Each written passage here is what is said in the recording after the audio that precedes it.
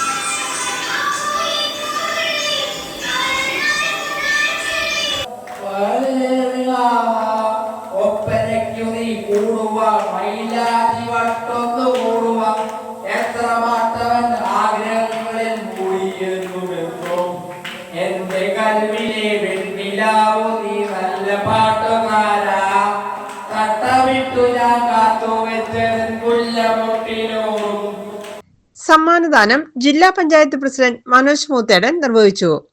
കലോത്സവം പ്രസിഡന്റ് കാന്തി വെള്ളക്കയ്യനാണ് ഉദ്ഘാടനം ചെയ്തത്. ചടങ്ങിൽ വൈസ് പ്രസിഡന്റ് സൽമ പരീദ് അധ്യക്ഷത വഹിച്ചു. James Korampel, KSCB, EC Roy, KK Gopi, Rekha Raju, Eldhose Baby, KS Anoop, Binsy Mohan, Gopi Badran, Daisy Joy, Mary Kuriakose, Sreeja Biju, Binesh Narayanan, PP Joshi, Sheela Rajeev, Ali Sibi തുടങ്ങിയവർ പങ്കെടുത്തു. GTV news Kuttampuzha.